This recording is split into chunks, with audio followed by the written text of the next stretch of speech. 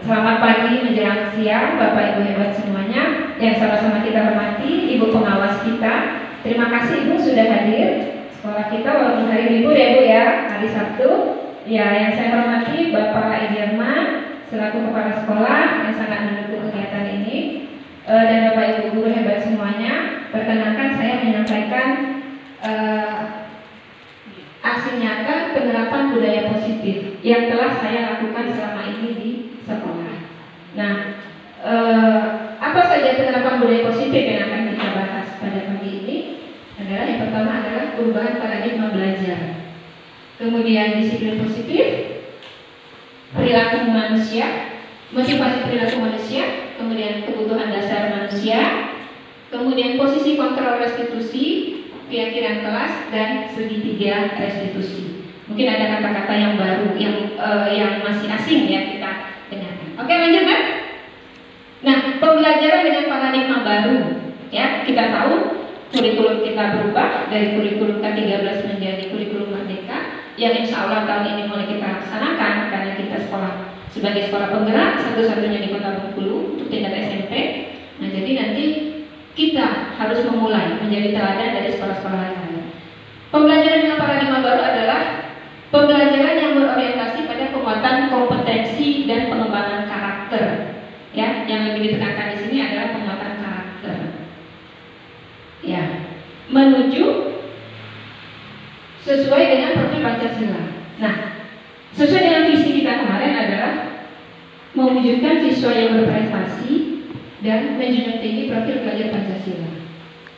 Nah, nanti di profil belajar Pancasila ini pengembangan karakternya yang ditekankan. Baik, lanjut ya. Di profil pelajar Pancasila ini ya ada beberapa elemennya, ada beberapa dimensinya, ada 6 dimensi ya, yaitu beriman dan bertakwa kepada Tuhan Yang Maha Esa dan berakhlak mulia, gotong royong, berkebinekaan global, bernalar kritis, dan kreatif. Oke, lanjut kan? Nah, ini disiplin positif ya. Ada kata disiplin, ada kata positif. Kalau di benak Bapak Ibu ketika mendengarkan kata disiplin, apa yang terpikir dengan kata-kata disiplin? Ada? Apa boleh tadi? Yang dikira soalnya kata disiplin? Mematuhi ya, mematuhi aturan ya, betul ya, mematuhi aturan ya, itu kata disiplin. Nah, dalam budaya kita makna disiplin ini dimaknai sesuatu yang dilakukan seseorang pada orang lain untuk mendapatkan kepatuhan ya, untuk mendapatkan kepatuhan. Sering kita kaitkan disiplin ini dengan ketidaknyamanan ya. Kita cenderung menghubungkan kata disiplin dengan ketidaknyamanan. Disiplin itu adalah hukuman, disiplin itu adalah sanksi ya. Setiap siapa yang melanggar disiplin maka hukuman sanksi ya. Peraturan-peraturan dibuat dengan tidak mempertimbangkan kebutuhan siswa dan itu padahal yang akan menjalankannya adalah siswa ya. Menurut Janet Goshen, seorang psikolog, menyatakan bahwa kata disiplin berasal dari bahasa Latin yaitu disiplina yang artinya belajar. Jadi disiplin itu bukan kata yang negatif ya Bapak Ibu ya, merupakan menjadi kata yang positif. Nah, kata disiplin juga berasal dari akar kata yang sama, disiplin yaitu murid ya. Untuk menjadi seorang murid harus paham betul alasan mengapa mereka mengikuti suatu ajaran tertentu. Jadi siswa kita tahu kenapa misalnya harus pakai seragam ya. Mereka tahu dengan kesadaran dari dirinya, dengan kesadaran motivasi intrinsik, hari ini hari Senin saya akan pakai baju putih biru, topi dasi. Nah, kenapa itu? Bukan karena mengikuti aturan, tapi karena kesadarannya sendiri ya. Yang motivasi yang terbangun adalah motivasi intrinsik bukan ekstrinsik ya. Apa itu motivasi intrinsik dan ekstrinsik nanti ada di slide berikutnya. Oke, lanjut ya. Nah, ini tadi hukuman ya. Kalau kita mendengar kata disiplin itu sering dengan kaitannya dengan kata hukuman. Ada hukuman, ada konsekuensi, ada restitusi. Nah, hukuman itu ini ciri-cirinya. Murid akan tersakiti, ya, kalau dengan hukuman. Sementara kalau konsekuensi, murid dibuat tidak nyaman. Hukuman itu misalnya terlambat, ya, disuruh hormat bendera, gitu, ya. Kalau konsekuensi, apa konsekuensi dari terlambat itu, ya? Kemudian, nah, kalau restitusi, murid itu mendapat penguatan. Kalau anak terlambat, kita tanya, kenapa anak terlambat? Kesiangan, Bu. Kenapa kesiangan? Karena begadang. Kenapa begadang? Ya, karena main games. Ya, apa akibatnya kalau kemalaman main games? Ada juga anak kita yang kesiangan. Anak saya ada di 8A tidak masuk karena dia harus bantu ibunya jualan gorengan di unit depan. Kalau nak balik malam-malam, Bu, takut sendiri. Ya, jadi dia nginap lagi di rumah ibunya karena dia tidak, ibunya jualan di daerah unit, dia tinggal di belakang sini. Dia mau pulang sendiri, nggak berani malam-malam. Pagi-pagi kesiangan. Ya, jadi dengan restitusi ini kita menggali anak mendapat penguatan. Jadi kalau kamu takut pulang malam, ya, sementara harus membantu ibu, jadi artinya kamu harus nginap di rumah ibu di kandang demo. Biar tidak terlambat, bagaimana anak menurut kamu? Ya harus subuh-subuh. Nah, itu yang restitusi. Tapi kalau di hukuman tadi, kamu terlambat terus, kamu lagi, udah berulang kali. Ya, kemudian hukuman itu perilakunya pasif, menyebabkan perilaku anak itu pasif agresifnya meningkat. Ya, dia tidak berubah, dia hanya menjalankan. Kadang kalau kita marah-marah, anak berlutut juga, ya, bahkan sampai menjawab. Kemudian kalau konsekuensi, penguatannya hanya bertahan dalam jangka pendek, hanya di jangka pendek saja. Nah, kalau restitusi, masalah terpecahkan. Seperti contoh anak saya tadi. Jadi, Bu, saya harus bangun subuh. Pagi-pagi saya harus pulang ke rumah. Nah, berikutnya, dengan hukuman, sistem tidak akan berjalan bila murid tidak takut. Kan ada terkadang tuh, anak-anak takut karena dengan bapak A takut, tapi dengan ibu B agak longgar. Ya, itu kalau karena penerapan hukuman. Sementara kalau konsekuensi memerlukan monitoring dan supervisi terus-menerus. Ya, anak kalau tidak diawasi dia tidak bekerja misalnya saat itu. Ya, sementara kalau restitusi, murid belajar bertanggung jawab untuk perilakunya. Ya, murid bertanggung jawab terhadap perilakunya sendiri.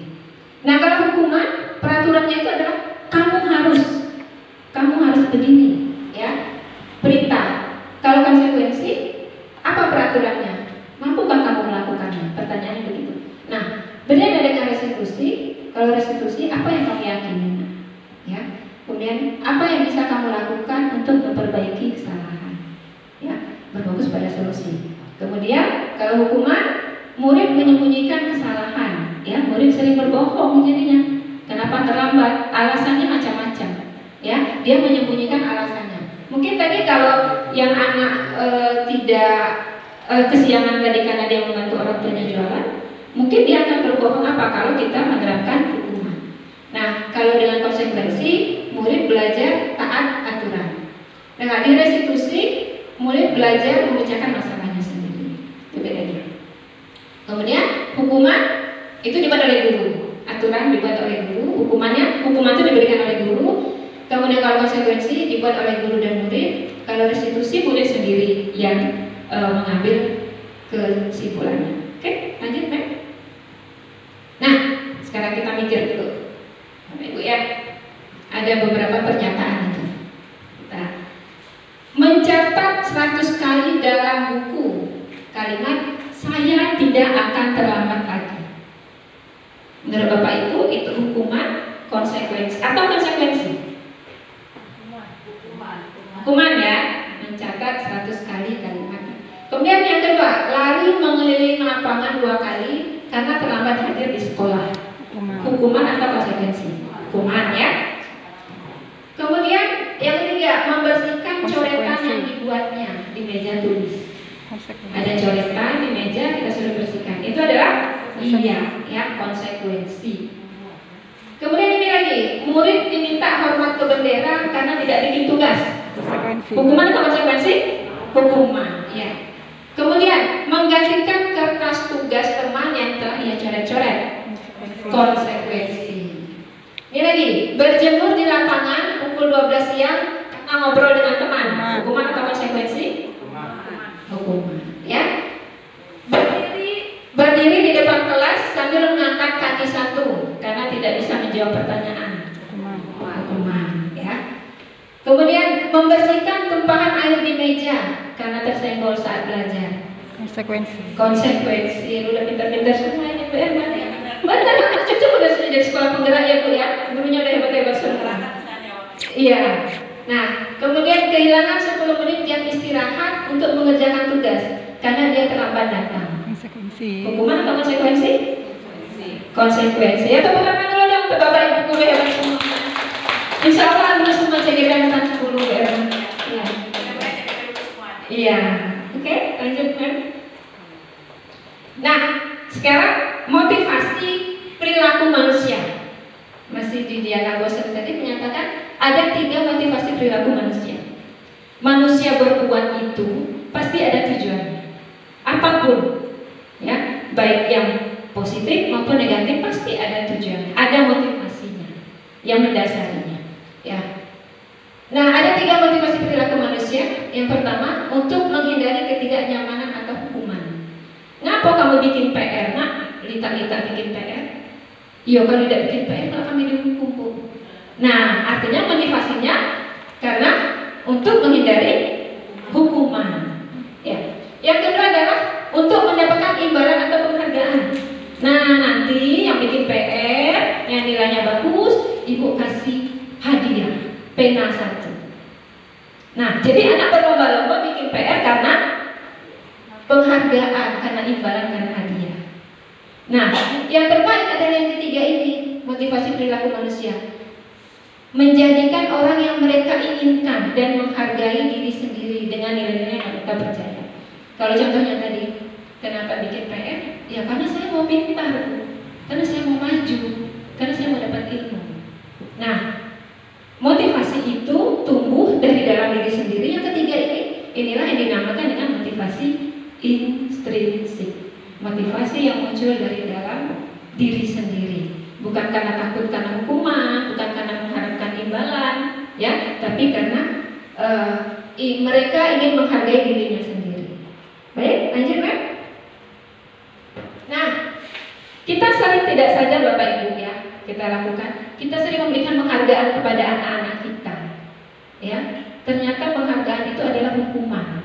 Kalau menurut teori ini, ya, kata Alif Korn, saat kita berulang kali menjanjikan hadiah kepada anak-anak agar berperilaku bertanggung jawab, atau kepada seorang murid agar mempelajari sesuatu yang baru, atau kepada seorang karyawan agar melakukan pekerjaan yang berkualitas, kita sedang berasumsi mereka tidak dapat melakukannya atau mereka tidak akan memilih melakukannya. Ya, menurut Alif Korn. Nah, penghargaan itu kita berikan terus. Kita berikan terus. Tadi yang bikin PR kita kasih pena, ya. Sampai kapan? Ketika kita tidak kasih pena, anak tidak lagi buat PR. Ya, itu penghargaan. Penghargaan itu sebagai hukuman. Ketika kita bilang, nah, kalau kamu bikin kerjaan PR, Ibu akan kasih pena, hadiah.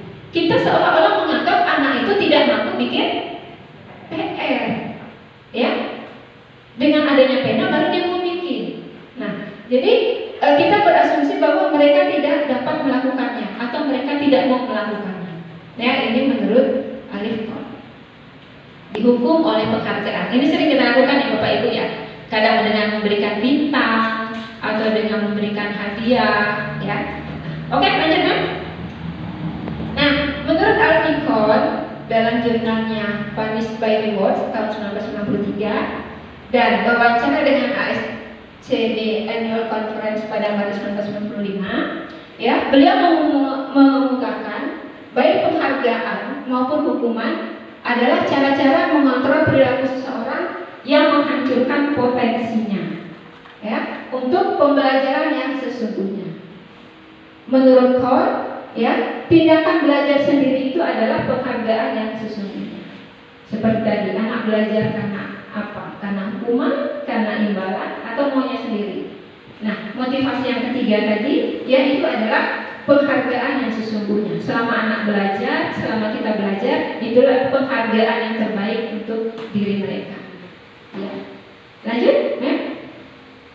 Nah, teori Alfikon mengenai penghargaan, ya, ada beberapa teori. Yang pertama, penghargaan efektif jika kita menginginkan seseorang melakukan sesuatu yang kita inginkan dalam jangka waktu yang pendek. Ya, penghargaan itu hanya memberikan dampaknya, efeknya hanya di jangka pendek. Tanpa ada penghargaan, tanpa ada imbalan, mereka tidak melakukannya lagi. Kemudian, jika kita menggunakan penghargaan lagi dan lagi, maka orang tersebut akan bergantung pada penghargaan yang diberikan. Dia tergantung dengan penghargaan dan kehilangan motivasi intrinsiknya. Ya, saya pernah masuk ke satu kelas. Saat itu saya memberikan penghargaan karena hari hujan lebat, tapi anak-anak tetap semangat datang. Ada separuh anak yang datang, hujan lebat, walaupun baju basah-basah, mereka datang. Saya kasih penghargaan. Nah, anak-anak yang udah datang udah sarapan belum? Belum, Bu. Oke, kita beli gorengan. Ya, kita beli gorengan sebagai penghargaan. Mereka sudah hujan-hujanan datang, kita makan gorengan sama-sama. Minggu depan saya masuk kelas itu lagi, anak-anak lagi, Bu, kita beli gorengan lagi. Nah, ya, jadi kalau kita memberikan penghargaan itu, anak-anak kehilangan motivasinya. Ya, padahal motivasi dia datang ke sekolah hujan-hujan itu ya memang karena pengen mau belajar, bukan karena mengharapkan gorengan. Kemudian penghargaan menghukum mereka yang tidak mendapat penghargaan. Ini kemarin saya alami, ya. Saya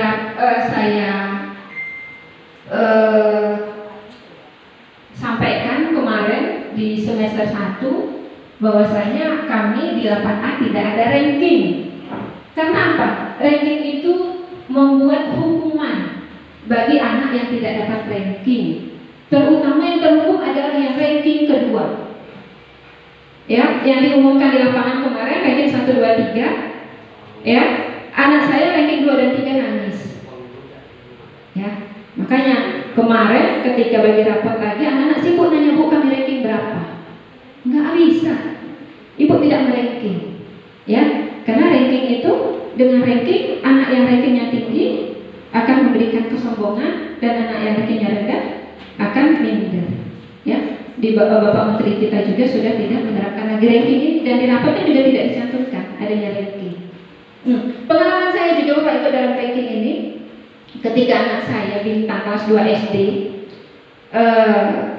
dia selalu di ranking 2 ketika kelas 1 SD. Ketika kelas 2 dia di ranking 1, dia bisa mengejar temannya. Nah, ketika kelas 3 pada saat pembagian raport di lapangan diumumkan, kebetulan saya berdiri dekat wali murid lain. Ketika dibacakan kelas 3 ranking pertama, disebut nama anak ibu di sebelah ini, langsung dia bersorak kegirangan, tepuk tangannya. Saya kaget. Terus dia bilang, kalau anak saya nggak ranking, baliklah nanggung dia dengan bapaknya di rumah. Ya Allah, saya pikir, ya Bu, pengalaman nyata saya, Bu, pengalaman nyata. Karena dia tadi di kelas 1 dia ranking 1 terus, kelas 2 ranking 1-nya anak saya, di kelas 3 dia raih kembali. Nah, apa yang terjadi Bu Bapak selama kelas 3? Saya dapat cerita dari anak saya. Ternyata anak tadi dia menghalalkan segala cara untuk mendapat ranking 1. Dan korbannya adalah waktu itu kebetulan anak saya. Saat ulangan, kan buku kalau SD pakai buku ulangan Ibu ya. Buku ulangan itu disimpan di lemari di kelas. Rupanya oleh si anak, jawaban anak saya diganti. Ketika koreksi sama-sama, anak saya heran kok dia salah. Padahal dia tidak menjawab itu. Menurut dia tidak menjawab itu, gitu ya. Akhirnya waktu itu disampaikan dengan gurunya. Ya kebetulan gurunya belum ikut guru penggerak, Bu. Jadi nggak percaya dengan laporan anak saya. Begitu. Kemudian ya saya sabarkan, nggak apa-apa nak, ranking. Makanya saya kalau anak bagi rapat nggak pernah nanya ranking berapa. Bagaimana nak hari ini? Suasana di kelas, bagaimana? Kamu bahagia? Kamu senang? Itu pertanyaannya. Ya, jangan lagi kita menghukum anak dengan menanyakan ranking. Ya, nah ternyata anak ini dengan mengganti jawaban teman-temannya supaya temannya tadi tidak benar, supaya dia yang paling tinggi nilainya, ya, sampai sejauh itu, ya, pengalaman nyata saya dengan ranking. Nah, berikutnya masih teori Alfie tadi mengenai penghargaan. Memberikan penghargaan dan hukuman adalah hal yang sama, karena keduanya mencoba mengendalikan perilaku seseorang. Jadi hukuman dan penghargaan itu mengendalikan perilaku seseorang. Oke, kan? Nah, kita kembali ke kebutuhan dasar manusia. Tadi ada motivasi, ada disiplin, dan sekarang kebutuhan dasar manusia. Ya, kita sebagai manusia itu punya 5 kebutuhan dasar. Ya, yang pertama adalah kebutuhan untuk bertahan hidup atau survival. Kita butuh makan, kita butuh minum, kita butuh pakaian, butuh rumah. Kalau di pelajaran IPS itu kebutuhan primer, ya, belum ya?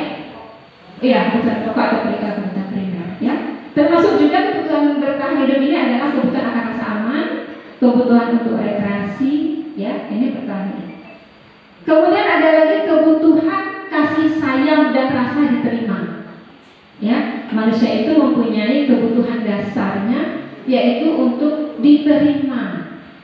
Nah, anak-anak kita yang misalnya tidak betah di kelas, itu kita tanya dulu. Mungkin ada kebutuhan dasarnya yang tidak terpenuhi. Kemudian selanjutnya kebutuhan akan kebebasan atau freedom. Ya, manusia itu butuh untuk bebas, ya, melakukan apapun, ya, kemerdekaan. Kemerdekaan kalau menurut Ki Hajar Dewantara itu adalah merdeka lahir dan batin. Ya, kita tidak hanya bebas merdeka untuk keluar rumah, tapi perasaan kita juga merdeka, tidak tertekan, tidak terintimidasi. Kebutuhan selanjutnya adalah kesenangan, ya, happy, fun. Itu adalah kebutuhan dasar manusia. Dan kebutuhan akan penguasaan, kompetensi, ya, murid yang memahami satu materi penguasaan, ya, biasanya dia akan merasa senang. Oke, lanjut, ya.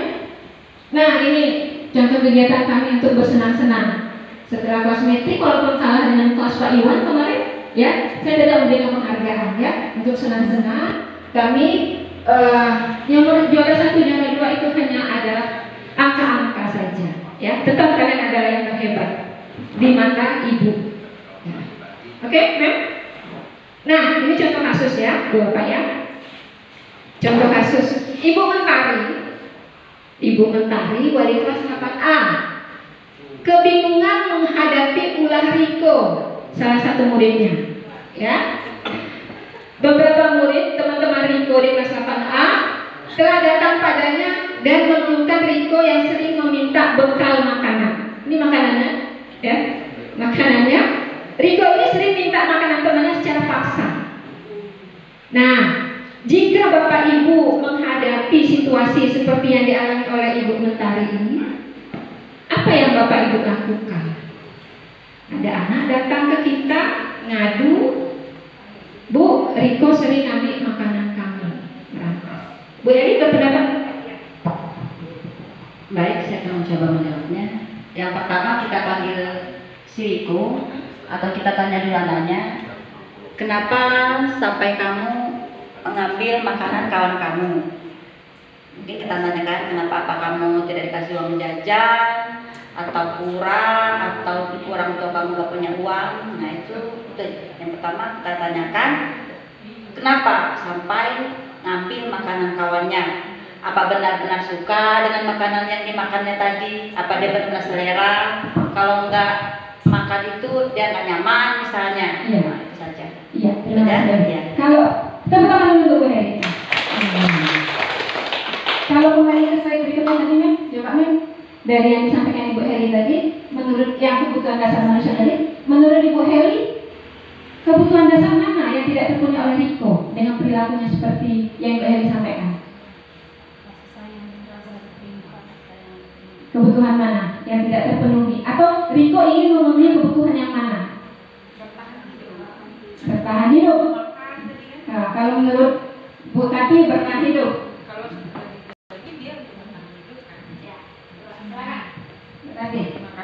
Terima kasih atas waktunya.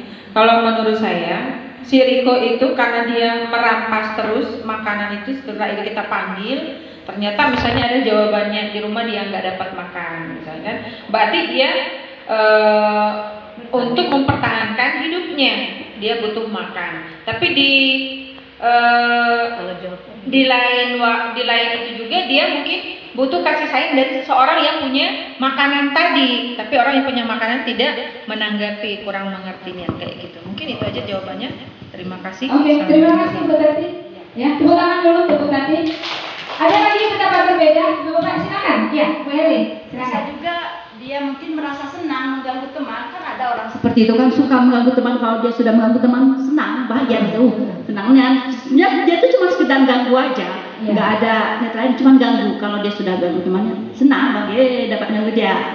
Apalagi dia merasa mulai marah, tuh senang dia enggaknya. Ada, saya temui anak-anak kita seperti itu ada. Oke, ya tepuk hebat dulu dong Bu Heli. Tepuk hebat.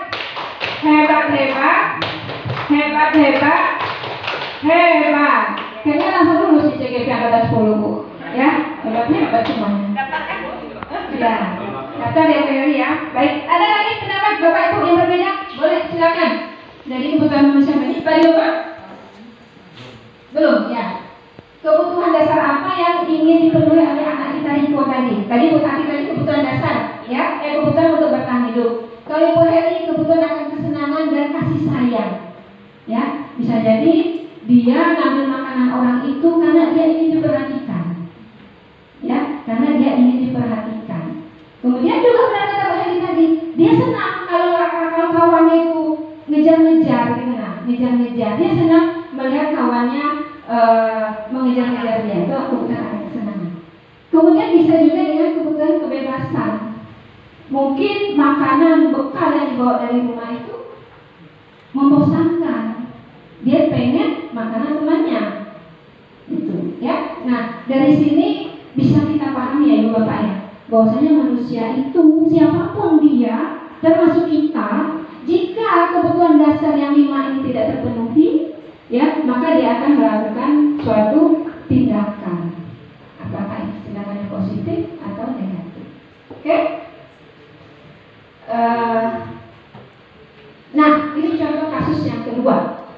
Ya, kita bikin ya. Silva, ya, seorang murid kelas 2 SD, ya, kita anggap SD kasih sayang. Begitu pulang sekolah nangis, ngadu kepada ibunya, ya. Katanya dia benci kepada Ibu Ani, guru di kelasnya itu. Nangis, ngadu, kata ibunya, kenapa nak nangis? Aku benci dengan Ibu Ani. Nah, kalau menurut Bapak Ibu, kebutuhan dasar apa yang berusaha dipenuhi oleh Silva tadi? Ya, ada? Ya, lebih. Kebutuhan apa? Si Silva nangis, ngadu ke ibunya karena dia benci kepada Ibu Ani. Kebutuhan apa? Dia membutuhkan perhatian, ya, perhatian, ya. Dan mungkin dari ibunya, dan bisa juga dari gurunya. Iya, oke. Itu aja. Iya, terima kasih. Langsung lulus PPG Bu Nopi ya, langsung lulus PPG Bu, lagi dapat PPG juga. Iya. Ada lagi Ibu Bapak? Kebutuhan dasar apa yang berusaha dipenuhi oleh anak kita Silva ketika dia nangis, pulang ke rumah, ngadu dengan ibunya? Oke, Mem, coba kan kita buka lagi, Mem. Yang selanjutnya, next.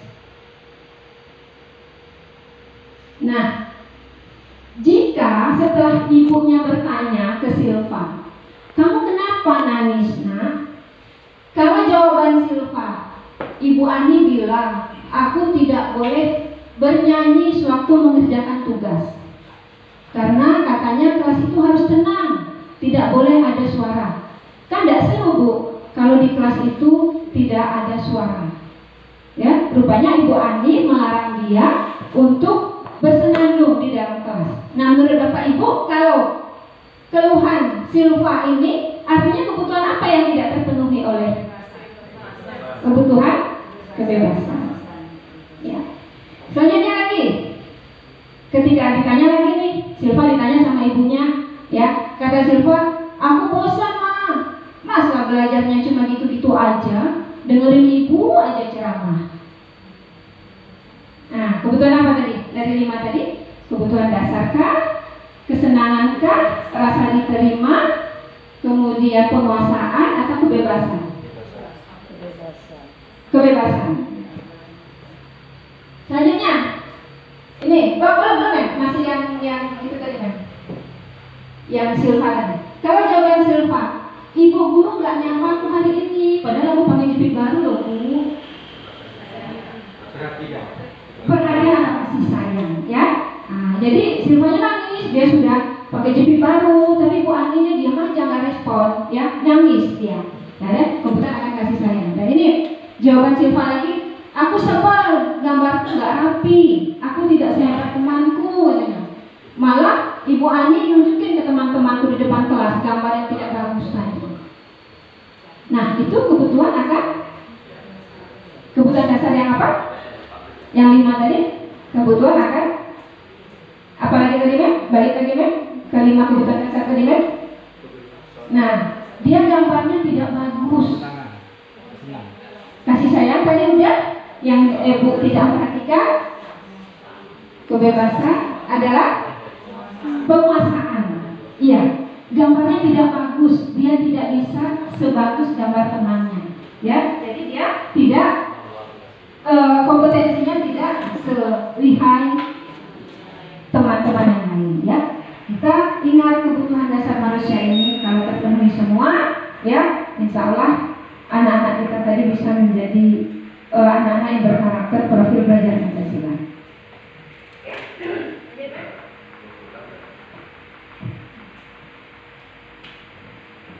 Nah, berikutnya Bapak Ibu, posisi kontrol kita sebagai guru. Tanpa kita sadari, ya, posisi kontrol kita berada di mana? Ada 5 posisi kontrol seorang guru sebagai atau orang tua, sebagai penghukum, sebagai pembuat rasa bersalah, atau sebagai temankah kita, sebagai pemantau, atau sebagai manajer. Selama ini kita di posisi mana sebagai seorang guru?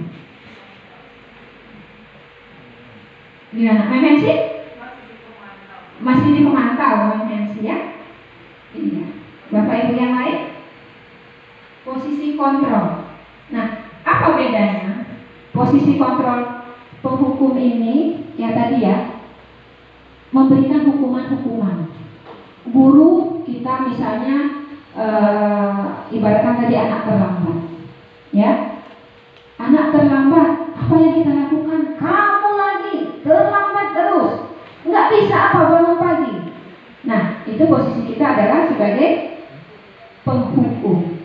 Ya, kata-katanya kasar sambil melotot. Nah, kalau di posisi pembuat rasa bersalah ini, kita menyampaikan sesuatu tapi dengan bahasa yang halus, tapi hatinya menyakiti hati. Kamu nak, apa nggak bisa datang lebih pagi? Ibu udah capek loh nak ngingatin kamu berulang kali.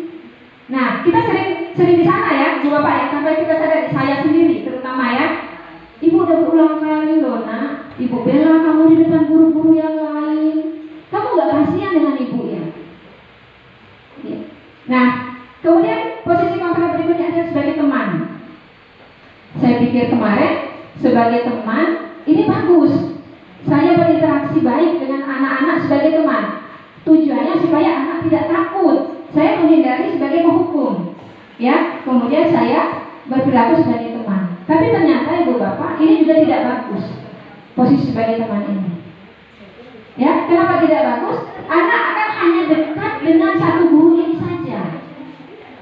Kalau kita memposisikan diri kita sebagai teman. Ya, anak hanya dekat dan hanya mau nurut kalau ibu ini yang ngomong. Kalau ibu lainnya ngomong, ya motivasinya karena ada ibu tadi. Ya, ini posisi sebagai teman. Kemudian kalau sebagai pemantau, ya, ini udah posisi yang lebih tinggi lagi.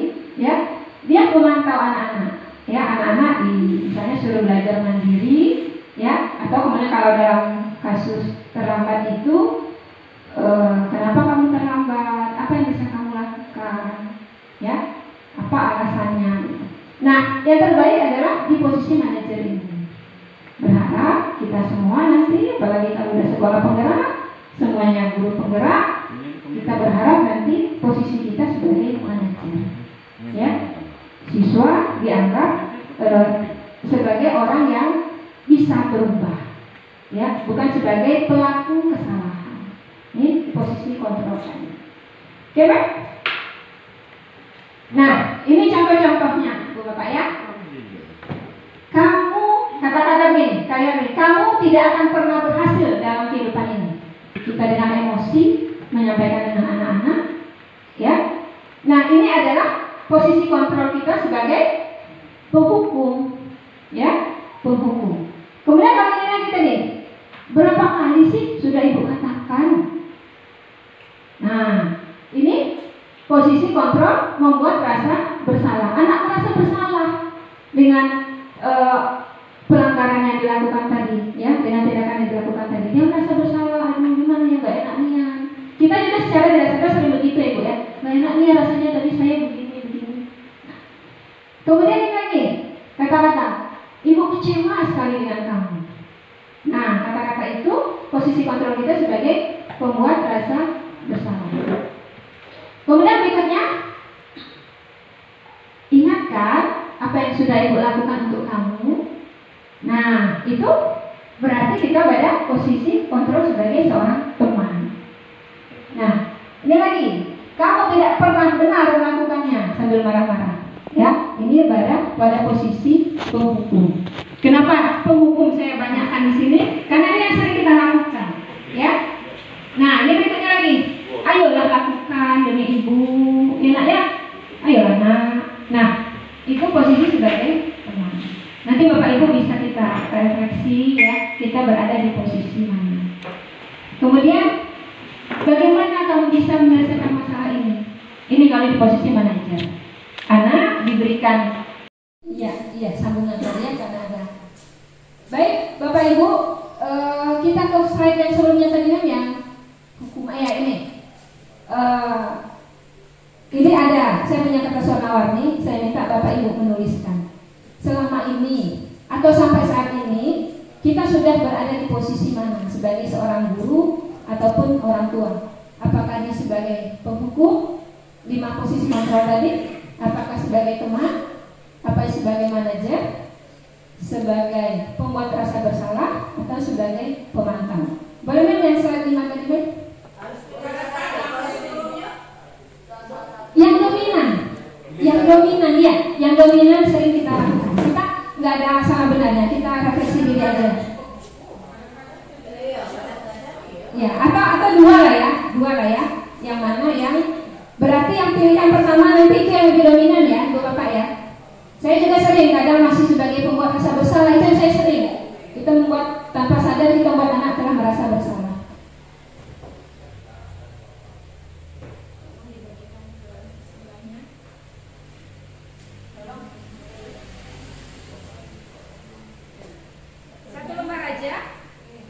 Enggak usah.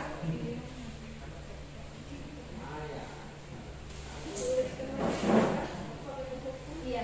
Yang 5 tadi, tolong. Yang 5. Ya, ada 5 posisi kontrol. Apakah sebagai, nah ya ini. Apakah kita berada di sebagai penghukum, pembuat merasa bersalah, apakah sebagai teman, pemantau, atau sebagai manajer? Tidak ada yang salah dari kita ya. Kita sama-sama belajar. Kalau saya yang paling sering itu pembuat rasa bersalah. Dan sebagai teman, kadang saya pikir dengan sebagai teman anak akan nurut ya, tapi ternyata itu kurang. Oh, sudah Pak Iwan, boleh berdiri Pak Iwan untuk ikut mengumpulkan. Ya. Di tempat mana Pak Iwan? Tempat di sini ya? Nanti kita. Iya, kita baca. Iya, 2 aja yang dominan. Ya, Bapak Ibu dari 5 posisi kontrol ini tadi, mana yang dominan kita lakukan? Ya, yang dominan kita lakukan, apakah kita selama ini sebagai penghukum, sebagai teman, pembuat rasa bersalah, sebagai teman, sebagai pemantau, atau manajer? Iya, makanya ada dua. Terkadang kita, harapan kita adalah kita berada di posisi sebagai manajer.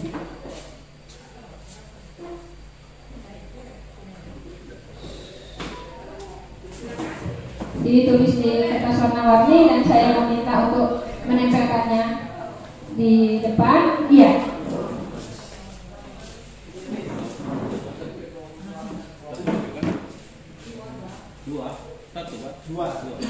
Kalau bisa satu, kalau bisa satu, ya sering. Tapi tadi ada yang kadang-kadang begini, kadang begitu. Jadi yang dominan kita lakukan.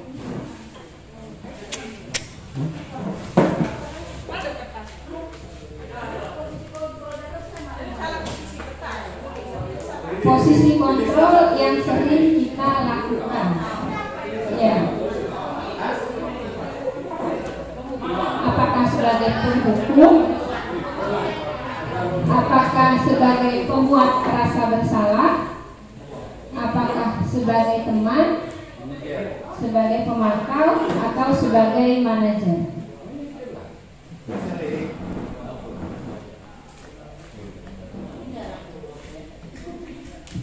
Kita refleksi. Selama ini terkadang kita merasa kita tuh udah paling benar, ya, melakukan.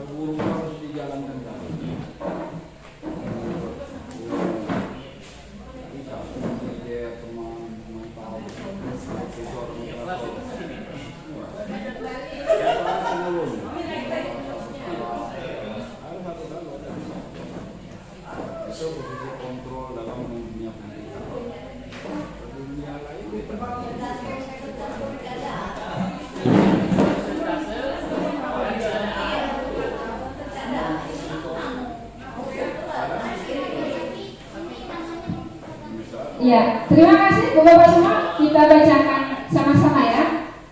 Posisi kontrol yang selama ini dominan kita lakukan. Sebagai teman dan sebagai pemantau. Sebagai penghukum dan pemantau. Sebagai manajer, wah ini keren nih, sudah sebagai manajer ya, bertindak sebagai manajer yang kita harapkan. Sebagai penghukum dan sebagai teman. Kemudian sebagai manajer dan pemantau, ini luar biasa ya, inilah yang diinginkan. Kemudian kadang-kadang pembuat rasa bersalah, kadang-kadang sebagai penghukum. Nah kemudian sebagai penghukum dan pemantau, selanjutnya penghukum dan teman, kemudian pemantau dan pembuat rasa bersalah, sebagai pemantau, sebagai teman, kemudian sebagai teman dan pemantau, sebagai penghukum iya, pemantau iya, ya ada dua. Ya baik, terima kasih. Bapak Ibu kita tepuk tangan dulu, semangat untuk bisa. Ya, alhamdulillah dari kita sudah ada yang berposisi selama ini sebagai guru dan sebagai orang tua, posisi sebagai manajer, dan itulah yang diharapkan. Ya, pelan-pelan yang posisi kita sebagai penghukum nanti kita tinggalkan, kemudian menuju ke posisi kita sebagai manajer. Kita belajar bersama-sama. Baik, boleh dilanjutkan ya. Yang berikutnya adalah Ibu Bapak tentang keyakinan kelas. Ya, kalau selama ini kita dengar ada peraturan kelas, peraturan sekolah. Nah, di kesempatan ini adalah bukan peraturan namanya, karena peraturan itu nanti kaitannya dengan hukuman dan larangan dan ada sanksi. Nah, kalau keyakinan, apa itu keyakinan? Keyakinan kelas berupa pernyataan-pernyataan universal, ya, yang umum, nilai-nilai yang umum. Kemudian pernyataan kelas dibuat dalam bentuk positif. Selama ini aturan kita, tata tertib siswa kita dilarang merokok, ya, dilarang pakai sepatu hipumi, dilarang main HP, dilarang ribut, dilarang buang sampah sembarang. Semuanya kata-kata dilarang. Dilarang itu adalah kata-kata negatif. Nah, kata-kata dilarang itu kita buatkan menjadi kalimat-kalimat yang positif. Kemudian selanjutnya, keyakinan keras hendaknya tidak terlalu banyak, ya. Kalau aturan kelas, aturan tata tertib sekolah kita, saya lihat di kelas itu ada 4 lembar. Bingung mana lagi, yang mana, ya. Saking banyaknya, dari semua itu larangan dan ada sanksinya. Nah, itu nanti kita perbaiki bersama Bapak Ibu, peraturan sekolah menjadi keyakinan sekolah. Kemudian keyakinan kelas sebaiknya sesuatu yang dapat diterapkan, ya, sesuatu yang dapat diterapkan di lingkungan sekolah atau lingkungan kelas kita ini. Berikutnya, semua warga kelas ikut berkontribusi dalam membuat keyakinan kelas lewat kegiatan curah pendapat. Nah, bedanya dengan aturan tadi, kalau peraturan itu biasanya dibuat oleh guru. Kamu nggak boleh begini, kamu nggak boleh begitu, ya. Nah, tapi kalau keyakinan kelas itu melibatkan semua siswa. Anak maunya apa? Ya, Bu, kami maunya kelas ini ada kipas angin. Kalau kemarinnya Bu Tati, ya, berarti anak menginginkan kelas yang nyaman, yang sejuk, yang bersih. Nah, bagaimana itu menerapkannya, kita buat sama-sama. Lanjut, kan? Nah, ini contoh aksi nyata saya kemarin di kelas 8C, Pak Iwan, saya sudah masuk sebentar. Ini masih membuat peraturan. Anak-anak mengatakan dilarang pakai sepatu.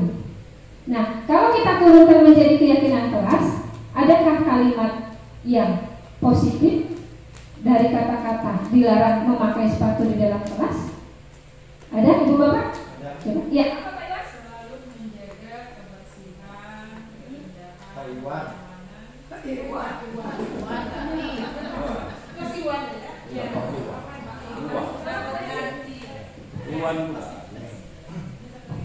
Silakan Pak Iwan. Kata-kata yang positif untuk Dilarang pakai sepatu. kalau kata-kata positifnya untuk keseragaman supaya rapi dan tertib, mari kita pakai sepatu hitam. Yang dilarang memakai sepatu di dalam kelas. Iya, dilarang memakai sepatu dalam kelas supaya kelasnya bersih, kan? Ya, kalimat positifnya. Kalau kata-kata apanya tidak boleh memakai sepatu dalam kelas. Ya. Jadi kata-kata positifnya untuk kebersihan kelas kita bersama supaya kita membuka dan melepas sepatu untuk masuk ke dalam ruangan. Iya, Pak, tepuk tangan dulu.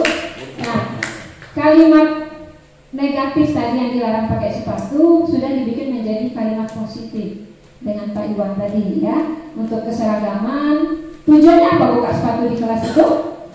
Supaya bersih, ya. Jadi nilai-nilai kebajikannya adalah kebersihan, ya. Keyakinan kelasnya bisa kita ganti misalnya dengan tadi keyakinan kelas kalimatnya jangan panjang-panjang, Pak Iwan, biar mudah dimengerti. Jadi menjaga kebersihan. Itu aja poinnya di keyakinan kelas itu, menjaga kebersihan. Kemudian ada lagi, kemarin dapat dilarang ribut. Nah, kalau dilarang ribut itu apa kalimat yang positifnya?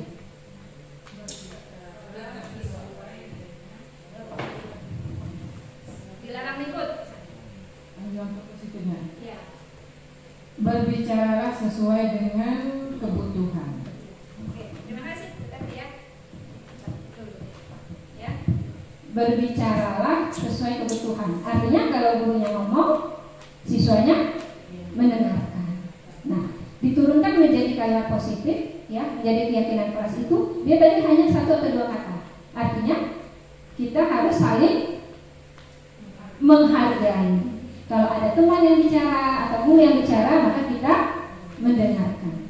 Begitu Bapak Ibu yang masalah keyakinan kelas tadi, ya. Mudah-mudahan dalam ini tahun ajaran baru kita, mudah-mudahan kita lebih baik lagi, berubah. Jadi peraturan-peraturan yang banyak di kelas itu bisa kita ganti namanya menjadi keyakinan kelas, ya, dan tidak terlalu banyak kata-katanya, kalimatnya.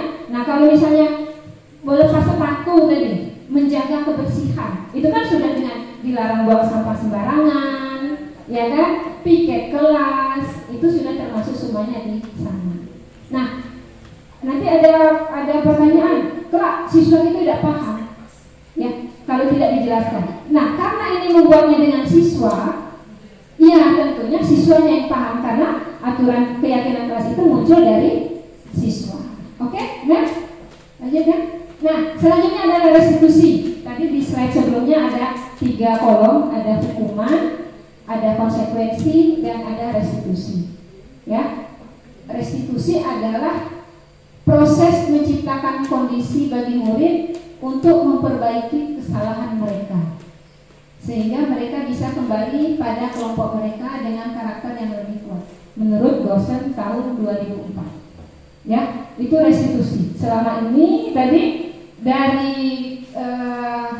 refleksi kita tadi, kita masih banyak sebagai posisi kontrol sebagai penghukum. Artinya kita masih banyak memberikan hukuman.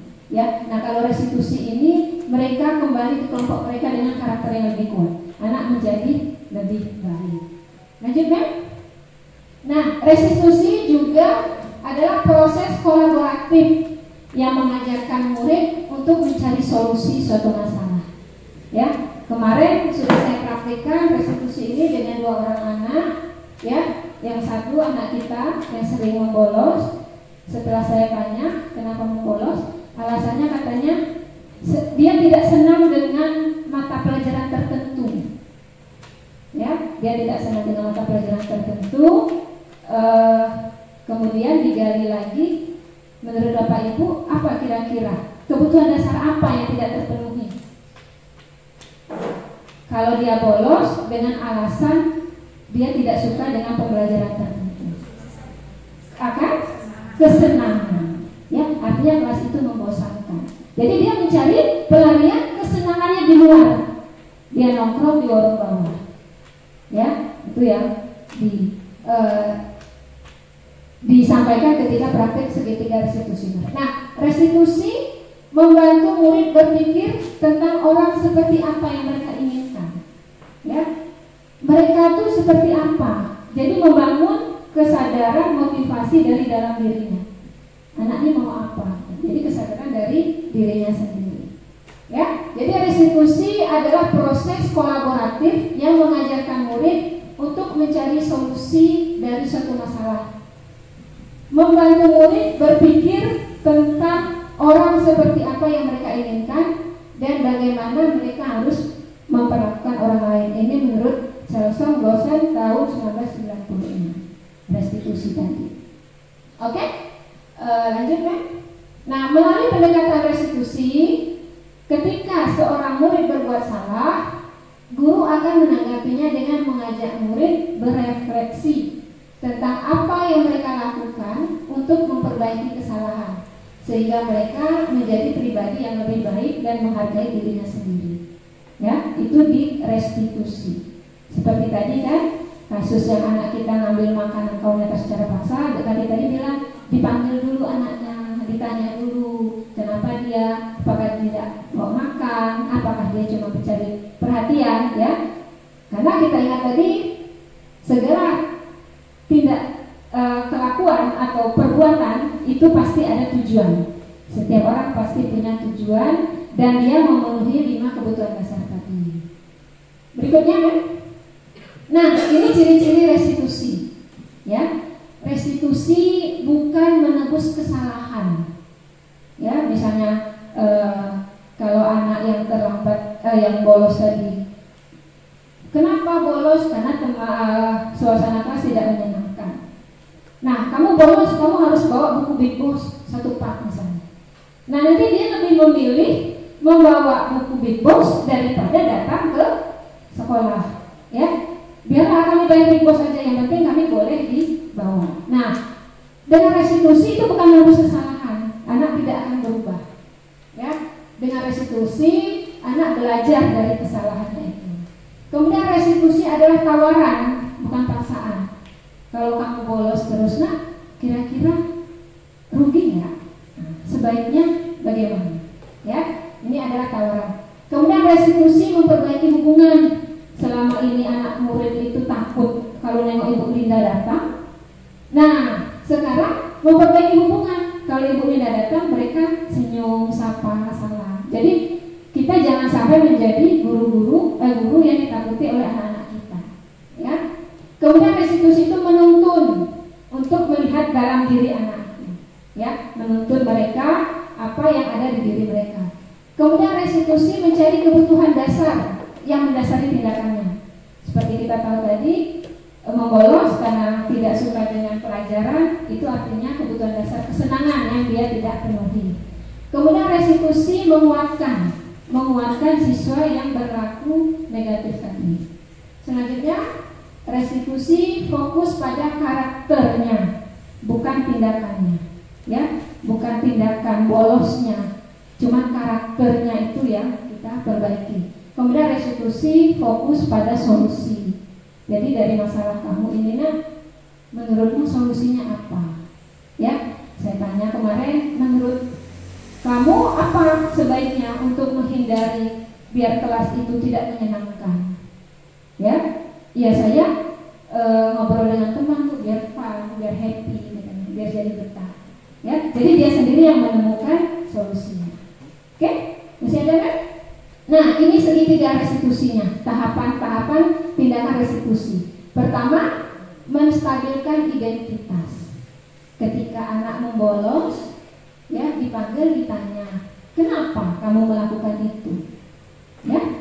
Tidak dengan langsung menghukum, kamu ini orang tua susah-susah menyekolahkan, kamu bolos begini, ya, tidak kasihan apa dengan orang tua, tidak kasihan dengan ibu. Nah, ya, itu sudah di posisi kita sebagai membuat rasa bersalah. Nah, menstabilkan identitas dulu, biarkan dulu anak-anak kita bercerita, ya, biar keluar dulu isi hatinya, ya. Terkadang ini tidak gampang, Ibu Bapak. Awal-awal mereka tuh bohong pasti. Mereka takut untuk jujur, karena kalau jujur nanti malah disalahkan. Ya, kita buka dulu, stabilkan dulu identitasnya, emosinya. Kemudian setelah dia bercerita, kita validasi tindakan yang salah itu. Oh, jadi kamu membolos, menurut kamu itu salah atau benar? Salah, Bu. Nah, kesalahan itu adalah hal yang manusiawi. Setiap orang pernah berbuat salah, termasuk ibu, termasuk bapak. Ya. Validasi dulu tindakannya yang salah itu, ya, bahwasanya dengan begitu dia merasa dia tidak sendiri dan dia tidak merasa sebagai terdakwa. Oh, ternyata ibu juga pernah salah ya, Bu, ya. Iya, saat ibu terlambat misalnya, gitu ya. Kemudian tahapan yang terakhir adalah menanyakan keyakinan tadi. Nah, menurut kamu dengan terlambat ini rugi nggak? Rugi, Bu. Selanjutnya kamu mau bagaimana? Ya. Selanjutnya apa yang mau kamu lakukan? Solusi apa supaya kamu tidak terlambat lagi atau tidak bolos lagi? Gitu, ya. Ini segitiga restitusi dan kemarin sudah saya praktikkan bersama anak-anak. Ada video testimoninya sebenarnya, tapi suaranya nggak sampai yang ini ya. Jadi ada foto-fotonya kemarin, lanjut. Nah, ini menggali permasalahan siswa dengan menggunakan tahapan segitiga restitusi, ya. Ada saya melakukan dan anak-anak sebenarnya ada testimoninya tapi tidak, kalau suaranya muncul tidak bisa ditampilkan, ya. Jadi siswa merasa senang setelah dipanggil, setelah diajak ngomong. Awalnya dia merasa dia akan dihukum, ya, tapi malah ditanya apa latar belakang dan apa perubahan atau solusi yang akan dicapai. Ada foto yang lain kan? Ya, foto kedua, kemudian ada videonya, tapi videonya tidak terdengar.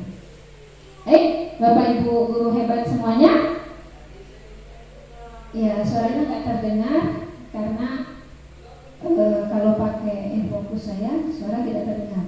Ini garis besarnya setelah melakukan praktek segitiga restitusi, saya merasa senang, merasa lega.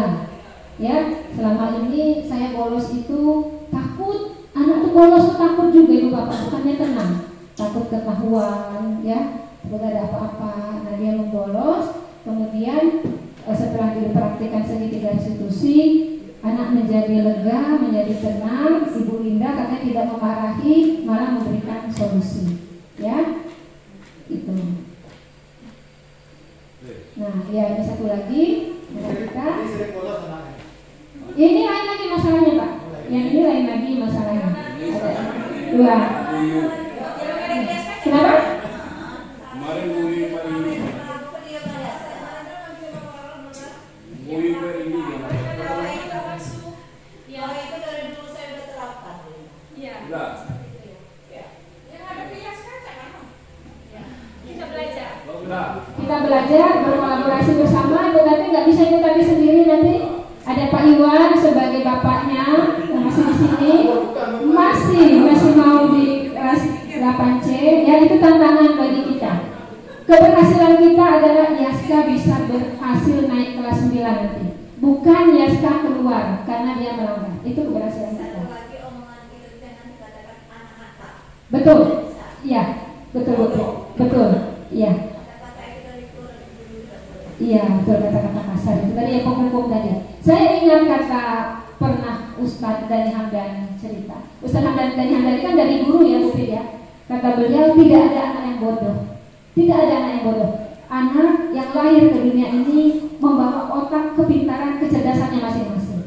Ya, yang ada anak itu tidak menemukan guru yang tepat. Nah, kita ingat dulu zaman kita sekolah, kalau gurunya menyenangkan, ya pasti anak-anak kita antusias belajar dengan guru tersebut. Kalau di sekolah kita ini anak-anak tuh hobinya, favoritnya belajar olahraga. Ya, ternyata kenapa olahraga? Karena mereka mendapatkan kebutuhan dasar apa dengan olahraga? Kebebasan, kesenangan. Nah, kasih sayang juga. Yang Pak Iwan, karena memang benar Pak Iwan mengayomi anak-anak, ya semuanya. Bisa kita contoh itu. Kenapa tidak misalnya menyenangi BK, guru BK-nya, ya? Karena guru BK-nya sebagai penghukum. Gitu. Oke? Terima kasih. Iya, Pak Dini. Jadi menurut saya selama 6 hari ini kita belajar HIIT. Iya, Bukan sekolah penggerak ini. Sekolah penggerak ini. Ini kan konsep yang sangat bagus kalau saya perhatikan. Tinggal cara penerapannya guru-guru. Bagaimana guru itu bisa melaksanakan di kelas itu menerapkan materi untuk mereka itu semangat, gembira, senang. Itu intinya. Kalau anak itu nanti masuk ke sekolah gembira, pulangnya dia sedih, itu berhasil. Tapi kalau anak itu pulangnya gembira, belum berhasil dalam sekolah penggerak ini, dia harus sedih. Anak itu pulang sekolah, apalagi jam kosong, harus dia sedih. Jadi kalau jam kosong, mereka itu senang sekali. Ini banyak ke bimbingan konseling, banyak ke psikologi jiwa di sekolah penggerak ini. Tinggal bagaimana kita, kalau teori itu sudah bagus semua, tapi bagaimana implementasi, aksi nyata kita ini nanti semuanya menerapkannya ke siswa. Karena perubahan zaman ini berbeda dengan zaman saya dulu SMP. Karena ini zamannya sudah teknologi. Nah ini yang susah kita menerapkannya nanti. Yang anak belum mengerti, nggak ada betul, nggak ada anak yang lahir dunia ini bodoh. Kita proses dari nol sampai dia betul bisa. Semuanya begitu, nggak ada manusia itu bodoh. Tinggal nanti setapak demi setapak kita menjalankannya ke implementasi di aksi nyata per kelas itu. Bagaimana kelas itu gembira, senang, semangat, enggak menunggu hatinya itu berubah. Setiap ada pelajaran, saya yakin kalau anak itu senang dengan mata pelajaran itu, pasti anak itu akan bisa. Tapi kalau anak itu tidak akan senang dengan mata pelajaran, bagaimanapun guru itu profesional yang mengajar tingkat tinggi, nggak akan bisa. Kalau guru itu tidak senang, itu menurut pendapat saya. Dimana senang, ciptakan kesenangan, kegembiraan di kelas dulu, baru nanti dia akan tersampaikan. Itu. Terima kasih. Ya, terima kasih Pak ini tepuk dulu Pak ini. Ya, benar Ibu Bapak. Pengalaman saya di waktu sekolah, kalau balik sekolah hari Sabtu itu sedih saya. Sedih saya kalau libur besok hari Minggu, ya. Tapi kalau udah malam Senin, saya senang besok sekolah lagi. Ya, itu saya dapatkan di sekolah khusus sekolah Semeru. Senang sekali saya sekolah. Nah, hujan, nak cak mana tetap saya sekolah. Nah, bagaimana kita menumbuhkan apa yang disampaikan dengan Pak Rindi tadi? Ya, buat mereka tertarik datang ke sekolah, buat mereka senang di kelas, buat mereka happy. Caranya bagaimana? Kita dulu punya cara masing-masing, Ibu Bapak. Ya, terima kasih Pak Rindi. Ada lagi yang menanggapi? Ibu Heli sudah pegang mic, silakan Bu Heli. Ya. Dari tadi saya asik main HP, ada WA yang penting Tadi saya menyimak juga dari Pak Rindi, sepertinya sama ya. Bagaimana caranya kita menyenangkan anak, menyemangatkan anak biar betah di sekolah, tentunya di dalam kelas. Bagaimana caranya kita menggerakkan anak tadi biar berbahagia, bisa kita lakukan dengan cara kita awalnya dia masuk itu, kita masuk kelasnya, masuk di jalan, kita awali dengan senyum. Selamat pagi anak-anak, misalnya, pagi bu, misalnya. Joget-joget itu nanti ya, ada waktunya kita kasih joget-joget, kita ada ada ice breakingnya, ya, seperti kemarin kita sama bola, gitu ya. Ya, bola itu kan lebih bagus ini ya. Nah, setelah itu kita lihat mereka, kita pula kita tanya dulu bagaimana keadaan anak-anak sekalian. Jangan kita langsung masuk materi. Artinya kita bawa keceriaan dulu, kita tumbuhkan semangat dia dulu. Nah, kalau kita anak-anak dan ayah berenung, sampai kita tanya, nah bagaimana kita bisa sudah kita mulai? Kalau mereka sudah nampak gairah, sudah semangat, sudah menampilkan wajah-wajah ceria, baik. Kita sebelum kita mulai kita bernyanyi dulu. Kita tanyakan, kita lagu apa nak? Jangan kita tentukan sendiri lagunya. Misalnya kita lagu ini nak, kita lagu Bangun Pemuda Pemudi misalnya. Ya aku tidak hafal bu, tidak mana bu. Nah, boleh kita bawa lagu-lagu dangdut atau nggak apa-apa. Yang penting mereka gembira dulu, mereka senang dulu. Nah saya itu aja. Kita awali dengan kasih kesenangan atau bahagia anak dulu. Buat mereka semangat, buat mereka bahagia dulu. Kita memulai materi. Kalau sudah mereka semangat, sudah betah, mereka juga akan bisa atau nyaman, semangat belajar. Itu aja. Oke, terima kasih. Tepuk tangan untuk Ibu Heli. Ibu Pip mau mic-nya. Ini yang kata Ibu Heli tadi udah bagus. Ya, yang awal itu memang kita beri motivasi dulu. Nah, yang saya tanyakan ini pernah saya praktekkan itu. Ya, tanya segala macam, nah itu buat apa permainan udah. Nah ketika pas materi itu semangat hilang. Nah itu bagaimana solusinya? Mau ya? Nah itu bagaimana? Iya, terima kasih Ibu Pip. Ya, sudah memulai ya, sudah memulai membuat suasana yang riang ketika terhadap anak-anak, sehingga anak-anak terfokus pikirannya dengan permainan. Nah, tapi setelah kita bawa ke materi, mereka menurun lagi motivasinya. Nah, itu tadi, kembali lagi kita tadi sudah bicara tentang motivasi intrinsik dan ekstrinsi. Artinya, mungkin anak-anak kita ya belajarnya masih dari motivasinya dari luar, ya, dengan adanya semangat. Jadi motivasi dalamnya yang belum muncul. Nah, bagaimana cara membuatnya? Bisa kita menerapkan pembelajaran yang menarik. Ya, ada ice breaking, kemudian pembelajaran yang menarik yang membuat anak senang. Misalnya dengan kita putar video dulu. Nah, putar video misalnya materinya tentang beriman dan bertakwa, tentang rukun iman misalnya. Nah, boleh kita putarkan video-video yang ada, ya, atau kita buat video-video pembelajaran yang menarik. Nah, sehingga dan juga buat tipe pembelajarannya jangan banyak lagi kita dengan metode ceramah. Ya, apalagi zaman sekarang anak, nanti kita kurikulum merdeka sudah digital. Ayo nak kita buka YouTube Ibu, ada video ini. Silakan kalian tanggapi dengan komentar apa. Ya, jadi kita mengemas pembelajaran itu 2 jam kita di kelas itu bikin anak senang dan tidak mau keluar kelas. Ya, bagaimana caranya kita boleh berkolaborasi dengan teman-teman, kita boleh nanya dengan Pak Iwan yang selama ini guru yang disenangi, ya. Kita banyak praktek di luar, begitu. Misalnya kemarin saya pernah lihat Ibu Pip praktek manasik haji, ya, dengan labaik Allahumma labaik. Kemarin Ibu Heli dengan tepuk PPK, itu anak-anak senang semua, semangat semua, ya. Jadi kita memodifikasi teknik-teknik pembelajaran, membuat pelajaran yang menarik. Dan sesuai amanah dari kurikulum merdeka, pendidikan berpusat kepada murid. Murid yang menjadi fokus utama. Jadi jangan lagi kita yang ceramah di depan, karena anak juga ikut ceramah di depan. Gitu Ibu Fit ya, kita bersama-sama berkolaborasi dalam membangun anak. Kemudian koordinasi dan komunikasi juga dengan Pak Kepala Sekolah, nanti kita sampaikan, Pak, hambatan kami selama ini di kelas seperti ini, ya. Sekali-sekali mungkin kita perlu berikan motivasi dari Kepala Sekolah atau dari pihak komite yang lainnya supaya anak lebih termotivasi. Itu aja Bu Fit sementara. Baik Bapak Ibu, ada lagi sebelum kita akhiri? Selesai kan? Habis ya? Habis. Terima kasih Bapak Ibu, saya ucapkan telah hadir dari pagi hingga siang ini, tetap semangat. Saya akhiri.